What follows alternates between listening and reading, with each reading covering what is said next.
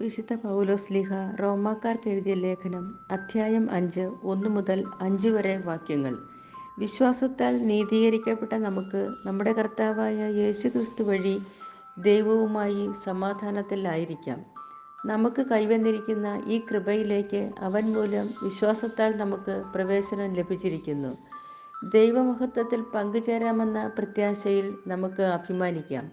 മാത്രമല്ല, നമ്മുടെ കഷ്ടതകളിലും നാം അഭിമാനിക്കുന്നു. എന്തെന്നാൽ കഷ്ടത സഹനശീലവും, സഹനശീലം ആത്മധൈര്യവും, ആത്മധൈര്യം പ്രത്യാശയും ഉളവാക്കുന്നു എന്ന് നാം അറിയുന്നു.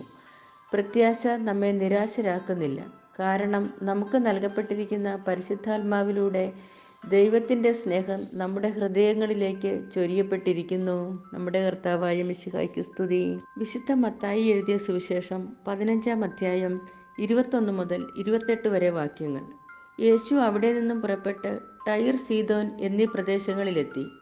അപ്പോൾ ആ പ്രദേശത്തു നിന്ന് ഒരു കാനാൻകാരി വന്ന് കരഞ്ഞപേക്ഷിച്ചു, കർത്താവേ, ദാവീദിൻ്റെ പുത്ര, എന്നിൽ കനിയണമേ.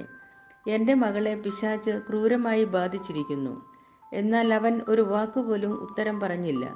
ശിഷ്യന്മാർ അവരോട് അഭ്യർത്ഥിച്ചു, അവളെ പറഞ്ഞയച്ചാലും. അവൾ നമ്മുടെ പിന്നാലെ വന്ന് നിലവിളിക്കുന്നല്ലോ.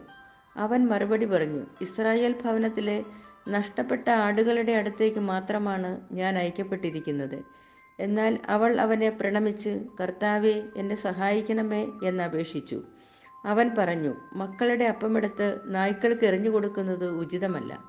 അവൾ പറഞ്ഞു, അതേ കർത്താവേ, നായ്ക്കളും യജമാനന്മാരുടെ മേശയിൽ നിന്നും വീഴുന്ന അപ്പക്കഷ്ണങ്ങൾ തിന്നുന്നുണ്ടല്ലോ.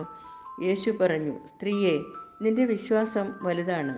നീ ആഗ്രഹിക്കുന്നത് പോലെ നിനക്ക് ഭവിക്കട്ടെ. ആ സമയം മുതൽ അവളുടെ പുത്രി സൗഖ്യമുള്ളവളായി. നമ്മുടെ കർത്താവായ മിശിഹായ്ക്ക് സ്തുതി.